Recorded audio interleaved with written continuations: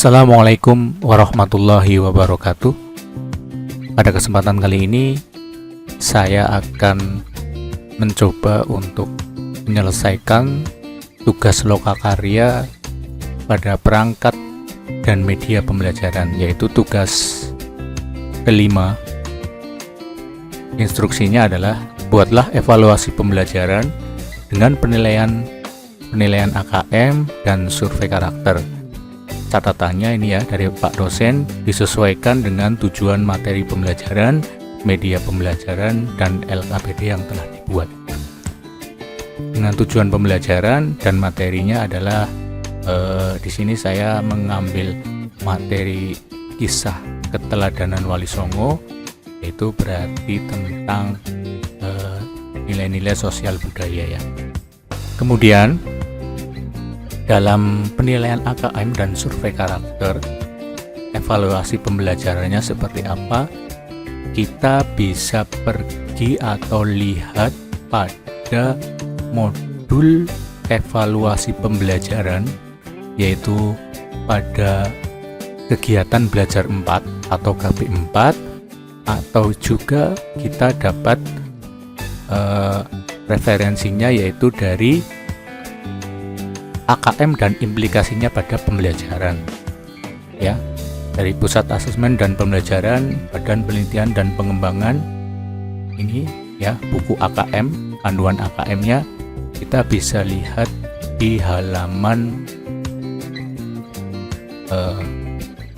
6 ya. Ini kita akan bandingkan antara modul PPG dan yang dari Kemendikbud. Komponen AKM ada dua macam, yaitu literasi membaca dan numerasi. Kita hanya membandingkan saja antara yang dari Kemendikbud dan yang ada di modul ya, apakah sama. Nanti kita kalau sama, kita pilih salah satu saja. Yang pertama yaitu konten. Pada literasi membaca ya, di modul teks informasi, teks yang bertujuan untuk memberikan fakta dan seterusnya. Di literasi buku petunjuk yang dari Kemendikbud, konten, teks informasi, teks yang bertujuan untuk memberikan fakta dan informasi ya. Berarti sama ya. Nah, sama berarti yang ada di antara yang di modul dengan yang di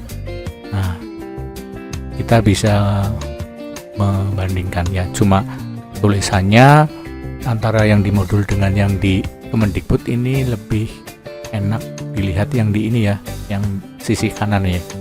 Nah, konteks sama ya, pada intinya sama. Berarti kita berpatokan pada modul betul, berpatokan pada yang dari Kemendikbud betul. Kita ambil yang ini saja ya, yang dari Kemendikbud, dengan alasan tulisannya lebih enak dilihat dan lebih jelas. Oke, kalau begitu kembali ke pertanyaan, yaitu membuat evaluasi pembelajaran dengan penilaian AKM survei karakter. Nah, saya telah membuat kerangkanya seperti ini. Evaluasi pembelajaran dengan penilaian AKM dan survei karakter, materi PAI dan budi pekerti kelas 4 bab 5 kisah keteladanan Wali Songo ya. Ini karena materinya saya ambilnya ini, nah maka evaluasinya disesuaikan dengan instruksi. Dan semua materi insya Allah bisa diterapkan dalam AKM.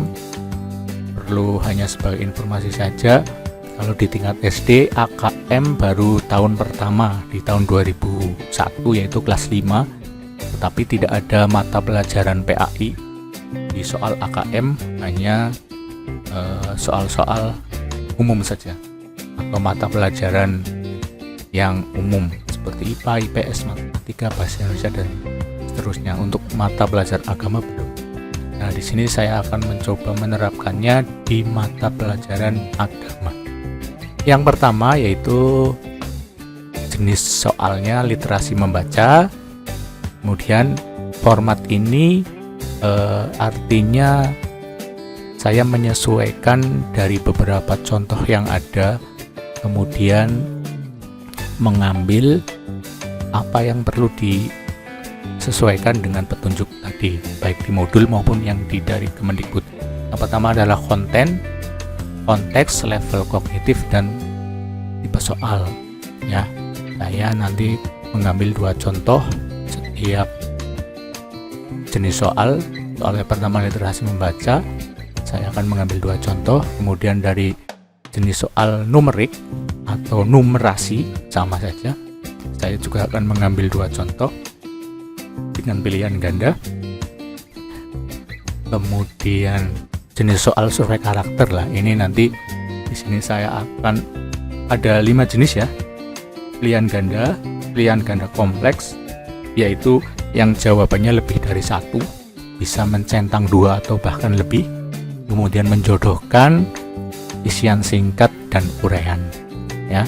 Kemudian nanti kunci jawabannya disesuaikan dengan nilai karakter pada profil pelajar Pancasila. Nilai karakternya adalah ini: beriman, bertakwa, berakhlak mulia, bernalar kritis, mandiri, kreatif, gotong royong, dan berkebinekaan global. Oke, langsung saja. Saya telah membuat beberapa contoh soal. Saya taruh di sini ya. Nah, dan F. Nah, seperti ini. Ya, untuk soal yang pertama, yaitu jenis soal literasi membaca, berarti ini ya, literasi membaca. Kontennya memilih teks informasi, teks fiksi, atau 2 saja ya, teks informasi atau teks fiksi. Keterangannya bisa teman-teman baca ya. Saya memilih teks informasi, kemudian konteksnya adalah sosial budaya. Konteks ini ya, berarti keteladanan Wali Songo ya kurang lebih ke sosial budaya. Atau level kognitifnya yaitu menemukan informasi, mencari, mengakses, serta menemukan informasi tersurat dari wacana. Baik, bentuk soalnya adalah pilihan ganda, tipe soal pilihan ganda. Nah, ini wali ya. Nah, sebenarnya soal AKM itu seperti pengalaman yang sudah kemarin lakukan di tingkat sekolah dasar. Soal AKM itu pertama kali terlihat sulit, tapi ternyata anak-anak juga bisa mengerjakan setelah memahami betul soalnya. Rata-rata adalah penalaran ya, ini pemahaman, penerapan, dan penalaran. Soal yang pertama, di antara para wali yang menyebarkan ajaran Islam di Jawa Timur adalah Sunan Ampel. Sunan Ampel dianggap sebagai sesepuh oleh para wali lainnya. Makam Sunan Ampel terletak di dekat Masjid Ampel, Surabaya. Sunan Ampel mendirikan pesantren sebagai pusat pendidikan. Di antara para santrinya adalah Sunan Giri dan Raden Fatah. Nama asli dari Sunan Ampel adalah, nah ini tipe soalnya seperti ini ya, didahului dengan narasi dulu ya, yang dijadikan pertanyaan hanya nama asli dari Sunan Ampel. Maka literasi membacanya adalah teks informasi, kemudian konteksnya sosial budaya, level kognitifnya adalah menemukan informasi. Apa itu menemukan informasi? Yaitu mencari, mengakses, serta menemukan informasi tersurat, berarti ada di bacaan ya. Nah, kunci jawabannya adalah B. Penjelasannya, nama asli Sunan Ampel adalah Raden Rahmat. Kalau Mahdum Ibrahim adalah Sunan Bonang, Raden Paku adalah nama asli dari Sunan Giri, dan Raden Umar Said adalah Sunan Muria. Nah, seperti itu contohnya. Kemudian contoh yang kedua, kontennya masih teks informasi, konteksnya sosial budaya, level kognitifnya interpretasi dan integrasi. Saya akan mengambil contoh seperti ini. Disajikan sebuah gambar ya, ada gambar permainan anak yang ternyata ini adalah peninggalan dari penyebaran agama Islam yang pertama di Indonesia yang dibawa oleh salah satu sunan. Contoh soalnya adalah dalam menyebarkan ajaran Islam, Para wali menggunakan kesenian dan sastra sebagai jalan dakwahnya. Di antaranya membuat berbagai lagu Jawa dan juga lagu untuk permainan anak-anak. Untuk lagu misalkan tembang Mojopat seperti Pucung dan Asmarandana. Sedangkan permainan tradisional anak yang diajarkan oleh wali berikut adalah jelungan. Jelungan itu di Madura dikenal dengan teng bantengan. Ini adalah permainan buru-memburu atau yang kalau kita sebutkan kita adalah jonjang ya. Nah, gambaran atau ilustrasi dari permainan jelungan seperti pada ketiga gambar di atas. Jelungan adalah permainan yang diciptakan untuk dakwah di kalangan anak-anak yang dilakukan oleh siapa. Nah, itu adalah contoh soalnya seperti itu ya. Intinya bahwa soal ini mudah jika anak benar-benar memahami informasi, berarti interpretasi dan integrasi, tersurat maupun tersirat, baik yang ada dalam buku teks materi ajar maupun yang tersirat berarti tidak terdapat. Kesenian jelungan itu ada yang tersurat di materi ajar dan ada yang tidak. Nah, makanya dibuatlah sebuah ilustrasi gambar seperti ini, yaitu agar memadukan interpretasi antar bagian teks untuk menghasilkan inferensi. Inferensi artinya kurang lebih adalah simpulan ya, atau kesimpulan. Sehingga kan ini bisa disimpulkan di kalangan anak-anak yang dibawa oleh siapa, maka jawabannya adalah C ya. Jelungan itu salah satu permainan anak yang dibawakan oleh Sunan Giri. Ada yang berperan sebagai pemburu dan ada yang lain menjadi objek buruan. Mereka akan selamat dari pemburu apabila telah berpegang pada batang pohon yang telah ditentukan lebih dahulu. Arti permainan tersebut adalah seseorang yang sudah berpegang teguh pada agama Islam, maka ia akan selamat dari ajakan setan atau iblis yang dilambangkan sebagai pemburu. Nah, seperti itu ya. Berarti jelungan itu kalau kita dalam di tanah Jawa ya, Jawa ini terutama di daerah Banyumas, berarti jonjang ya, jonjang litong kalau saya menyebutnya seperti itu. Itu adalah contoh soal yang tadi literasi membaca. Kemudian yang kedua yaitu jenis soal numerasi. Berarti kita lihatnya di sini numerasi ya, sampai ke bawah. Kontennya numerasi adalah bilangan ya, bilangan atau numerik. Konteksnya masih tetap ya. Konteksnya ini tetap sosial budaya karena berkaitan dengan budaya dan kebudayaan. Kemudian level kognitifnya adalah penalaran. Saya menerapkan penalaran karena nanti disajikan sebuah perhitungan, berarti anak dituntut untuk nalar, berpikir nalar. Kalau melihat soalnya mungkin sekilas sulit, tapi kalau sudah memahami dan nalar ternyata soalnya gampang sekali. Itulah soal-soal AKM, penalaran. Nah, bentuk soalnya kalau diterapkan dalam kisah keteladanan Wali Songo, maka saya membuatnya seperti ini.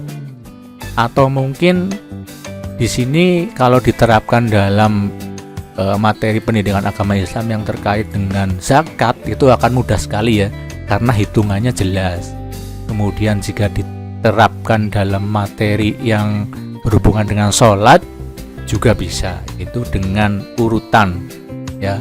Contohnya adalah rukun sholat misalkan, itu bisa dimodifikasi.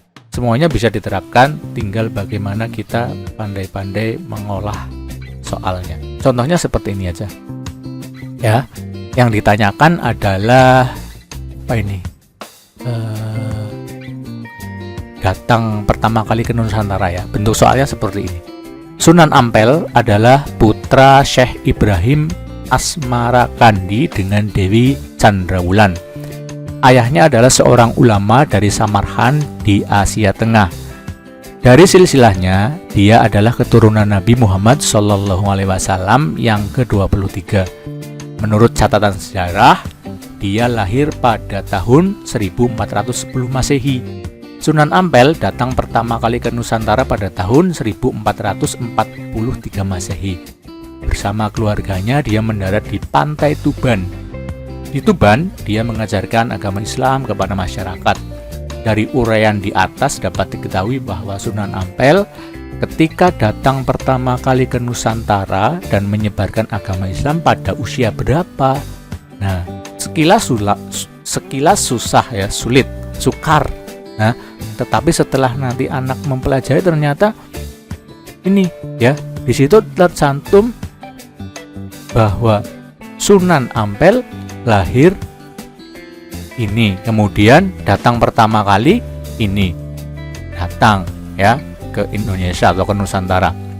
Yang ditanyakan adalah Sunan Ampel ketika datang pertama kali ke Indonesia dan menyebarkan agama Islam pada usia berapa? Yaitu jawabannya D. Ya, penjelasannya seperti ini ya. Sunan Ampel menurut catatan sejarah kan lahir 1410 Masehi dan datang pertama kali ke Nusantara pada tahun 1443 Masehi. 143 kurangi 1410 ya otomatis 33 tahun. Jawabannya gampang ya. Yang susah biasanya penalarannya. Nah, inilah soal-soal AKM kurang lebih seperti itu. Sebenarnya sudah ada jawabannya, tinggal itu soal cerita penalaran. Yang kedua yaitu masih numerik, sosial budaya dan penalaran. Nah, yang ditanyakan ini wafat tahun berapa ya. Kalau kita sebelum ada AKM biasanya kan kalau menemui mata pelajaran sejarah itu misalkan Sunan Giri wafat pada tahun, nah itu kan contoh yang membutuhkan hafalan, benar-benar hafal. Nah, kalau ini contohnya seperti ini ya. Nama kecil Sunan Giri adalah Raden Paku atau Jaka Samudra. Dia adalah putra dari Syekh Maulana Ishaq dengan Dewi Sekardadu. Ayahnya adalah seorang ulama dari Gujarat, India. Ibunya adalah putri Bupati Blambangan, Jawa Timur. Dia lahir sekitar tahun 1443 Masehi di Blambangan. Di kalangan Wali Songo, Sunan Giri dikenal sebagai ahli politik dan ketatanegaraan. Dia menyusun peraturan ketataprajaraan dan pedoman tata cara di keraton. Karyanya inilah yang kemudian digunakan di kerajaan Islam seperti Demak, Pajang, dan Mataram. Sunan Giri wafat pada usia 63 tahun. Makamnya terletak di Desa Giri, Kecamatan Kebomas, Kabupaten Gresik, Jawa Timur. Berdasarkan deskripsi di atas, maka dapat kita ketahui bahwa Sunan Giri wafat pada tahun. Nah, otomatis kalau kita sebagai guru otomatis langsung bisa menganalisis ya. Kalau anak-anak mungkin membutuhkan waktu yang agak lama untuk tipe soal seperti ini. Ya, jawabannya adalah B. Ya, bagaimana caranya? Yaitu dapat dihitung dari lahirnya Sunan Giri pada tahun 1043 Masehi dan wafat di usia 63 tahun. Nah, otomatis ini lahirnya kemudian ditambah umur. Nah, itulah wafatnya, yaitu 1506 Masehi. Kira-kira seperti itu bentuk soal AKM yang numerik di materi kisah keteladanan Nabi. Kemudian yang terakhir yaitu jenis soal survei karakter. Ya, di situ tadi saya mengklasifikasikan atau pada kerangka, yaitu survei karakter bisa berupa pilihan ganda kompleks, menjodohkan, isian singkat, dan uraian. Tipe-tipe soal ini pun tidak menutup kemungkinan ada di soal numerasi ataupun di literasi membaca. Ya, karena untuk membedakan saja saya mengambil pilihan ganda kompleks dan menjodohkan. Kalau isian singkat dan uraian kan sudah biasa. Nah, bagaimana penerapannya? Nah, seperti ini. Yang contoh pertama adalah pilihan ganda kompleks, berarti bisa memilih dari lebih dari satu jawaban. Warga desa Sukadamai mengadakan kegiatan musyawarah di balai desa. Musyawarah dilakukan untuk membahas masalah penerangan jalan desa. Salah satu warga yang bernama Pak Bambang menyampaikan usul untuk dapat diterima oleh peserta musyawarah. Akan tetapi sebagian besar peserta musyawarah menolak usulannya. Sikap sebaiknya ditunjukkan Pak Bambang adalah, instruksinya adalah berilah tanda centang sikap yang sebaiknya Pak Bambang lakukan ya. Kamu dapat memilih lebih dari satu jawaban. Yang pertama, memaksakan usulannya agar dapat diterima, melaksanakan hasil keputusan musyawarah dengan penuh tanggung jawab, menerima dengan lapang dada karena usulannya tidak diterima, meminta izin kepada pemimpin musyawarah untuk meninggalkan ruangan, dan menyampaikan usulan dengan tetap menjaga etika. Kunci jawabannya yang paling tepat adalah melaksanakan hasil keputusan musyawarah dengan penuh tanggung jawab dan menerima dengan lapang dada karena usulannya tidak diterima. Kemungkinan tipe soal yang seperti ini itu sama dengan tipe soal karakter ya. Penerapan karakter artinya setiap poin ada skalanya. Misalkan yang ini skala 5, kemudian yang berikutnya skala 4, kemudian yang selanjutnya skala 3 atau dapat poin 3, dapat poin 2, dan dapat poin 1. Misalkan seperti itu ya. Kemudian makanya lebih dari ini boleh ya. Melaksanakan hasil keputusan tadi boleh menjawab 2. Nilai karakternya yaitu sesuai dengan profil pelajar Pancasila. Yang saya garis tebal ya, berarti berakhlak mulia, otomatis berakhlak mulia, gotong royong, kemudian kebinekaan global. Nah, ini saya mengambil contoh soal seperti ini, yaitu bisa kaitannya dengan nilai-nilai ajaran yang dibawa oleh keteladanan Wali Songo. Ya, salah satunya adalah gotong royong, cinta damai, dan sebagainya. Kemudian pertanyaan yang kedua yaitu menjodohkan. Pertanyaannya adalah pasangan yang tepat antara sikap tanggung jawab dan manfaat antara kebinekaan dapat dilihat dalam ini ya, tabel berikut ya, sebagai berikut. Hubungkan dengan cara menarik garis. Nah, kalau AKM kemarin anak-anak kalau yang ikut menjadi proktor ataupun pengawas tentunya menjumpai soal-soal seperti ini ya, menjodohkan dengan menarik garis seperti ini. Nah, kunci jawabannya adalah gotong royong. A, mengikuti kegiatan gotong royong dengan meningkatkan komunikasi antar warga. Ya. Kemudian B-nya, sikap tanggung jawabnya melaksanakan tugas piket, otomatis ruangan menjadi bersih dan rapi. Kemudian C, membersihkan halaman rumah, otomatis membantu pekerjaan orang tua. Kemudian menolong teman yang sakit, otomatis meringankan beban penderitaan. Begitu kira-kira penyelesaian tugas 5 lokakarya terkait penyusunan soal AKM yang baik berupa AKM survei karakter maupun literasi membaca dan literasi numerasi. Kurang lebihnya seperti itu ya. Apabila ada kesalahan atau kekurangan, harapan saya nanti ada review atau konfirmasi dari dosen apakah bentuk soal seperti ini bisa diterima ataupun tidak. Terima kasih. Kurang selebihnya mohon maaf. Assalamualaikum warahmatullahi wabarakatuh.